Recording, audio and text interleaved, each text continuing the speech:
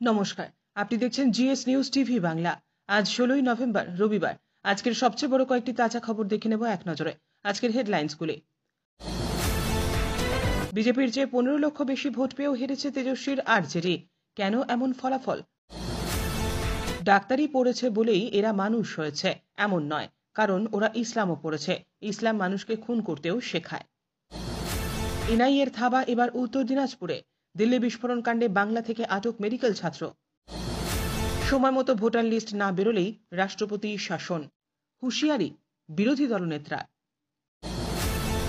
মহিলাদের স্বনির্ভর করতে দৃষ্টান্ত করেছে বিহার। বঙ্গে কিভাবে ব্যর্থ হবে লক্ষ্মীর ভাণ্ডার বুঝিয়ে দিলেন অমিত মালব্য।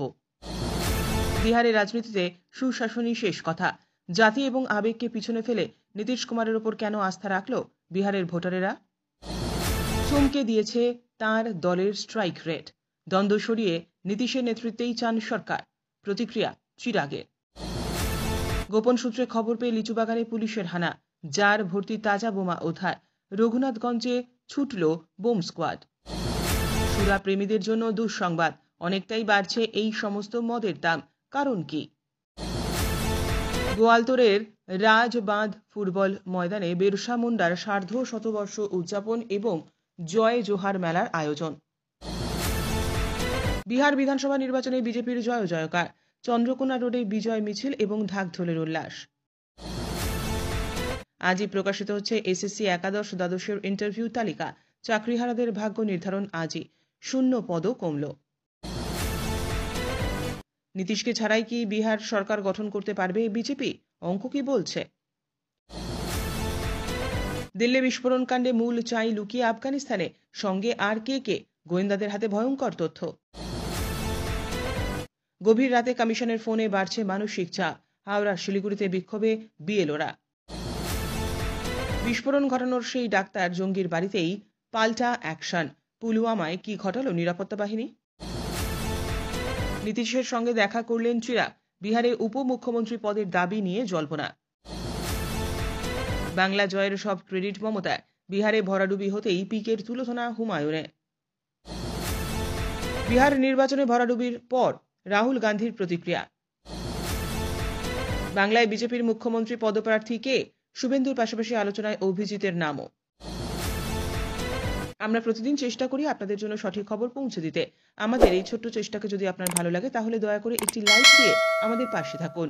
আপনার একটি লাইকই আমাদের আগামী দিনের অনুপ্রেরণা। এবার দেখে নেব বিস্তারিত খবর। বিহার বিধানসভা ভোটে সংখ্যার অঙ্ক রীতিমতো চমকে দিয়েছে রাজনৈতিক মহলকে। মহাগঠবন্ধনের প্রধান শক্তি হিসেবে তেজস্বী যাদবের আরজেডি যদিও মাত্র 25টি আসনে জিততে পেরেছে, কিন্তু ভোটের অঙ্ক বলছে এককভাবে সর্বোচ্চ ভোট শেয়ার অর্জন করেছে তারাই।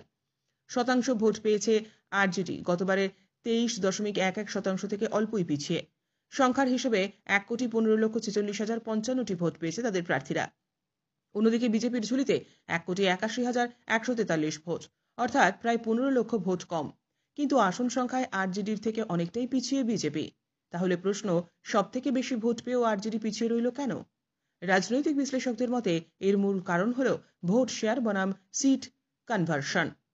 আরজেডি অনেক কেন্দ্রে বিপুল ভোট পেলেও বিজয় সীমা ছুঁতে পারেনি। কোথাও দ্বিতীয়, কোথাও তৃতীয়। ফলে মোট ভোট বাড়লেও আসন সংখ্যা বাড়েনি। আবার এই ভোটগুলি অনেকটাই ওয়েস্টেড ভোট, যেগুলি পরাজিত প্রার্থীদের ব্যাগেই জমা পড়েছে। আরজেডি লড়েছে 143টি আসনে, যেখানে বিজেপি এবং জেডিইউ লড়েছে মাত্র 101টি করে আসনে। ফলে জেডির কাছে 42টির বেশি আসনে ভোট সংগ্রহের সুযোগ ছিল, যা সরাসরি তাদের ভোট শেয়ার বাড়িয়েছে, কিন্তু সত্যিকারের লড়াইয়ে জয়ের অঙ্ক বাড়ায়নি। এদিক থেকে দেখতে গেলে এই ভোটে ট্র্যাজিক নায়ক হলেন আরজেডির তেজস্বী। আবার কংগ্রেসের ভরাডুবি হলেও বিহারে তাদের ভোট যে অনেকটাই কমে গিয়েছে তা নয়। এমনিতে বিহারে কংগ্রেসের বেশি ভোট ছিলই না। 2020 সালে কংগ্রেস পেয়েছিল 9.48%, তা কমে হয়েছে 8.72%। রাজনৈতিক বিশ্লেষকদের একাংশের মতে এটা রাজনীতিতে রাহুল গান্ধীর ধারাবাহিকতার অভাব রয়েছে। মহাজোটের শরিকদের মধ্যে সারা বছর ধরে যৌথ কর্মসূচি তথা সমষ্টিগত চেষ্টার অভাবও লক্ষ্য করা গেছে।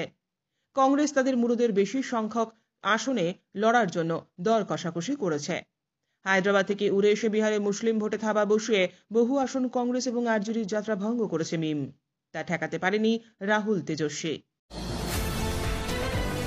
মুসলিম সন্ত্রাসীরা সবচেয়ে বেশি ক্ষতি করে মুসলমানদেরই, কথা বলেছেন নির্বাচিত বাংলাদেশি লেখিকা তাসলিমা নাসরিন। লালকেল্লার বিস্ফোরণের ঘটনায় বেশ কয়েকজন চিকিৎসক গ্রেপ্তার হওয়ার পর তিনি তার কলমে গর্জে ওঠেন। তিনি আন্ডারলাইন করে বলেন, ওই সম্প্রদায়ের শিক্ষিত ব্যক্তিরাও চরম সন্ত্রাসী হয়ে উঠেছে। তিনি নিজের সামাজিক মাধ্যমে বলেন যে বিজ্ঞান পড়া তাদের মানবিক করে না, কারণ বিজ্ঞানের পাশাপাশি তারা ইসলামও পড়ে।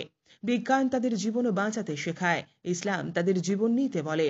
বিজ্ঞান এই পৃথিবীতে আরাম এবং বিলাসিতার প্রতিশ্রুতি দেয়, কিন্তু ইসলাম মৃত্যুর পরেও জীবনে আরাম ও বিলাসিতার প্রতিশ্রুতি দেয়। এই পৃথিবী ক্ষণস্থায়ী, কিন্তু মৃত্যুর পরের জীবন চিরন্তন। তাই পরকালের প্রতি আকর্ষণ বেশি। নারী নির্যাতন এবং ইসলামের সমালোচনার জন্য পরিচিত এই লেখিকা দিল্লি বিস্ফোরণের পর ঠিক এভাবেই সুর চড়িয়েছেন। রাজ্যে কি রাষ্ট্রপতি শাসনে আগামী বছর বিধানসভা নির্বাচন হবে?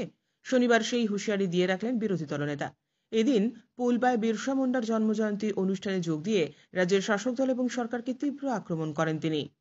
সময় ভোটার লিস্ট না বেরোলে ভোট হবে না, তখন আর রাষ্ট্রপতি শাসন চাইতে হবে না, সাংবিধানিকভাবেই হয়ে যাবে। বিরোধী দলনেতা আরও বলেন, রাজ্য সরকার অসহযোগিতা করছে, তাই বিএলওদের কাজের চাপ বাড়ছে। এক একটা এন্ট্রি করতে 20 মিনিট সময় লাগে। রাজ্য সরকার এসআইআর বিরোধী। বিহারে 1000 ডেটা এন্ট্রি অপারেটর নেওয়া হয়েছিল 4 মাসের জন্য। আর এখানে অনেকদিন আগে নির্বাচন কমিশন প্রপোজাল পাঠালেও মমতার নির্দেশে অর্থ দপ্তর তার অনুমোদন দেয়নি। সন্ত্রাসবাদ নিয়ে তৃণমূল কংগ্রেসকে দিন তোপ দাগেন শুভেন্দু। অনুপ্রবেশ এবং সন্ত্রাসবাদী কার্যকলাপ নিয়ে রাজ্য সরকার এবং তৃণমূল কংগ্রেসকে আক্রমণ করে তিনি বলেন, পশ্চিমবঙ্গ জঙ্গি সাপ্লাই করার হাব। যত জঙ্গি দেশবিরোধী হিজবুল মুজাহিদিন যত লোককে সাপ্লাই করে, এর আগে সাদ শেখ মুর্শিদাবাদের হরিহরপাড়ায় ধরা পড়েছিল। মহিলাদের আর্থিক সাহায্য করা নিয়ে রাজ্য সরকার এবং তৃণমূল কংগ্রেসকে কটাক্ষ করে শুভেন্দু বলেন, বিহারে মহিলা ভোট ফ্যাক্টর হলেও এখানে আরজিকর ফ্যাক্টর হবে, দুর্গাপুর হবে, কসবা ল কলেজ হবে, ওটা তো সরকারি টাকা। 2025 সালের বিহার বিধানসভা নির্বাচনের ফলাফল নিছক কোনো সাধারণ ম্যান্ডেট নয়, এটি বিহারের ভোটারদের এক অভূতপূর্ব রাজনৈতিক পরিপক্কতার প্রমাণ। এই নির্বাচনে নীতিশ কুমারের সুশাসন, স্থিতিশীলতা এবং সামাজিক নিরাপত্তা দৃঢ়ভাবে জাতিগত মেরুকরণ ও আবেগময় পরীক্ষামূলক রাজনীতিকে পরাজিত করেছে। এই মানদণ্ডের ভিত্তিতেই এনডিএর ঐতিহাসিক জয়। 243 আসনের বিধানসভায় সংখ্যাগরিষ্ঠ সংখ্যা 112 হলেও এনডিএ সেই সীমা অতিক্রম করে বহুদূর এগিয়ে যায়। অন্যদিকে মহাজোট সমস্ত পূর্বাভাসকে মিথ্যে প্রমাণ করে দিয়ে 50টি আসনও অর্জন করতে পারেনি। গত 2 বছর ধরে নিজেকে মুখ্যমন্ত্রী ইন ওয়েটিং হিসেবে তুলে ধরা তেজস্বী যাদবকে জনগণ স্পষ্টতই প্রত্যাখ্যান করেছেন। মহাজোটের 5টি কৌশলগত ভুল, ত্রুটিপূর্ণ টিকিট বিতরণ, জোট ব্যবস্থাপনায় ব্যর্থতা, অবিশ্বাস্য প্রতিশ্রুতি, এছাড়াও মুসলিম ঘনিষ্ঠতায় সমস্যা, লালুর উত্তরাধিকার নিয়ে দ্বৈত নীতি। এনডিএর সাফল্যের ভিত্তি সুশাসন এবং নারীর ক্ষমতায়ন, নারী ভোটারদের আস্থা, আইন শৃঙ্খলার উন্নতি। 2025 সালের এই ম্যান্ডেট প্রমাণ করে যে বিহারের ভোটারেরা শুধুমাত্র সরকার নয়, বিশ্বাসকে বেছে নিয়েছেন। 243টি আসনের মধ্যে 202টিতে জয়। বিহার নির্বাচনে বিরোধী মহাগঠবন্ধনকে ধুয়ে মুছে সাফ করে দিয়েছে বিজেপি শাসিত এনডিএ জোট। আসন সংখ্যা এবং ভোট শতাংশের পরিসংখ্যান ধরলে বিজেপি আর জেডিইউকে সকলের ধন্য ধন্য করলেও বিহার বিধানসভা নির্বাচন 2025-এর স্টার অবশ্যই চিরাগ পাসওয়ান। বাবা রামবিলাস পাসওয়ান এবং নিজের রাজনৈতিক ওঠাপড়ার ইতিহাস মনে করিয়ে এদিন চিরাগ বলেন, 2005 সালের পর এটা আমাদের দলের দ্বিতীয় সেরা পারফরমেন্স। এবারের নির্বাচনে এনডিএর ছোট শরিক দল হলেও নিজের জায়গা প্রতিষ্ঠিত করেছে চিরাগের দল। 29টি আসনে প্রতিদ্বন্দ্বিতা করে 19টাতে জিতেছে এলজেপি। মুর্শিদাবাদ থেকে ফের তাজা বোমা উদ্ধার। রঘুনাথগঞ্জের সেকেন্দ্রা গ্রাম পঞ্চায়েতের খেজুরতলা এলাকায় লিচু বাগান থেকে এক জার ভর্তি তাজা বোমা উদ্ধার করা হয়েছে। শনিবার সকালে বোমা উদ্ধারের ঘটনায় ব্যাপক চাঞ্চল্য ছড়িয়ে পড়ে। গোপন সূত্র মারফত খবর পেয়ে এদিন লিচুবাগান এলাকায় হানা দেয় পুলিশ। সেখানেই নজরে আসে একটি জার। গোপন সূত্র মারফত পাওয়া তথ্যের পর তৎক্ষণাৎ ঘটনাস্থলে পৌঁছে পুলিশ বোমাগুলি উদ্ধার করে। বোম স্কোয়াড এসে সমস্ত বোমা পরীক্ষা করে নিরাপদভাবে নিষ্ক্রিয় করবে বলে জানা গিয়েছে। পুলিশের প্রাথমিক অনুমান কেউ পরিকল্পিতভাবে বাগানের ভেতরে বোমাগুলি রেখে গিয়েছে। নতুন বছর শুরুর আগেই সুরা প্রেমীদের জন্য থাকছে দুঃসংবাদ। পশ্চিমবঙ্গে বাড়তে চলেছে সমস্ত ধরনের মদের দাম। সূত্রের খবর অনুসারে শুধুমাত্র বিয়ার বাদ দিয়ে দেশি এবং বিদেশি সব ধরনের মদের দামই বাড়ানো হবে। যে কারণে প্রায় সব ধরনের মদের ওপর শুল্কের হারও বাড়তে চলেছে। তাই রাজ্যের সমস্ত মদ উৎপাদক, ডিস্ট্রিবিউটর এবং হোলসেল বিক্রেতাদের নির্দেশ দেওয়া হয়েছে যে 30শে নভেম্বর 2025-এর মধ্যে সমস্ত স্টক পুরনো বিক্রি করে ফেলার। মদ ক্রেতারা আবার বলছেন, মদের দাম বৃদ্ধি পাওয়ার এই খবর আগে থেকেই মদ ব্যবসায়ীদের কাছে পৌঁছে যাওয়ার কারণে অনেক ব্যবসায়ী এখন থেকেই ইচ্ছে করে পুরনো দামের চেয়ে বেশি দাম নিতে পারেন। প্রশাসনিক কর্তাদের আশা এই যে নতুন এই শুল্ক কার্যকর হলে রাজস্ব আদায়ের পরিমাণ বাড়বে। 2026-এর বিধানসভা নির্বাচন হওয়ার কারণে রাজ্য সরকারের তরফ থেকে অনেক নতুন ধরনের ঘোষণা হতে পারে বলে আশা করা হচ্ছে। তাই মদের দাম বৃদ্ধির কারণে রাজস্ব বৃদ্ধি হলে বিভিন্ন জনকল্যাণমূলক প্রকল্পে সেই টাকা ব্যয় করতে পারবে রাজ্য সরকার। পশ্চিমবঙ্গের স্কুল সার্ভিস কমিশনের একাদশ এবং দ্বাদশ শ্রেণীর শিক্ষক পদপ্রার্থীদের জন্য প্রতীক্ষার অবসান। কমিশন সূত্রে খবর, আজ অর্থাৎ শনিবার সন্ধ্যায় উচ্চ মাধ্যমিক স্তরের শিক্ষক পদের জন্য ইন্টারভিউয়ের পূর্ণাঙ্গ তালিকা প্রকাশ হবে। সাধারণত কমিশন সন্ধ্যার পরেই বিভিন্ন ফলাফল বা তালিকা প্রকাশ করে থাকে। সেই অনুযায়ী প্রার্থীরা আজই তালিকা দেখতে পাবেন। সূত্র অনুযায়ী তালিকায় নাম থাকা প্রার্থীদের নথি যাচাই বা ভেরিফিকেশন প্রক্রিয়া আগামী 18 নভেম্বর মঙ্গলবার থেকে শুরু হতে পারে। গত 17 নভেম্বর একাদশ দ্বাদশের 60 নম্বরের লিখিত পরীক্ষার ফলাফল প্রকাশিত হয়েছিল, যেখানে প্রার্থীরা শুধুমাত্র নিজেদের প্রাপ্ত নম্বর জানতে পেরেছিলেন। আজকের ইন্টারভিউ তালিকাটি শুধুমাত্র লিখিত পরীক্ষার নম্বরের উপর ভিত্তি করে তৈরি হচ্ছে না।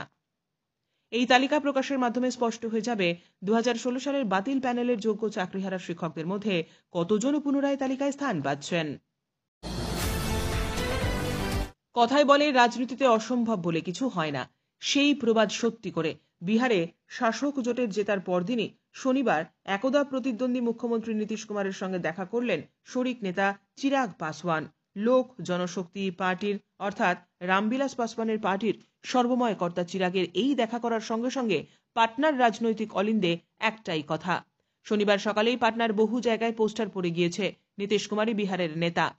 89টি আসন পেয়ে একক বৃহত্তম দল বিজেপি এখনো চুপ থাকলেও প্রধানমন্ত্রী নরেন্দ্র মোদী শুক্রবারই সুশাসন কি জিত অর্থাৎ সুশাসন বাবু নীতিশের কপালেই মুখ্যমন্ত্রীর তিলক এঁটে দিয়েছেন।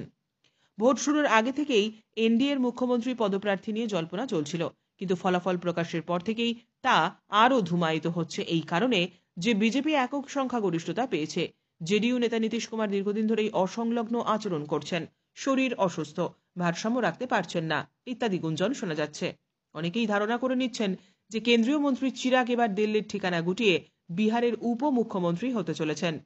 কেন্দ্রীয় মন্ত্রী তথা লোক জনশক্তি পার্টির নেতা চিরাগের দল বিহার বিধানসভা ভোটে অভূতপূর্ব ফল করেছে।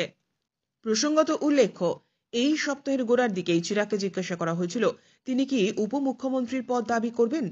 তার জবাবে তিনি বলেছিলেন, এনডিএ যদি জেতে তাহলে তার দল উপমুখ্যমন্ত্রী পদ চাইতে পারে। চিরাগ আরও বলেছিলেন তিনি বিশ্বাস করেন সবসময় তার স্ট্রাইক রেট 100%-এর কাছাকাছিই থাকবে। এই ছিল আজকের সবচেয়ে গুরুত্বপূর্ণ কয়েকটি খবর। আমাদের খবর ভালো লাগলে ভিডিওটি শেয়ার করুন, চ্যানেলটি সাবস্ক্রাইব করতে ভুলবেন না। ফিরে আসবো আগামী গুরুত্বপূর্ণ খবর নিয়ে। ধন্যবাদ।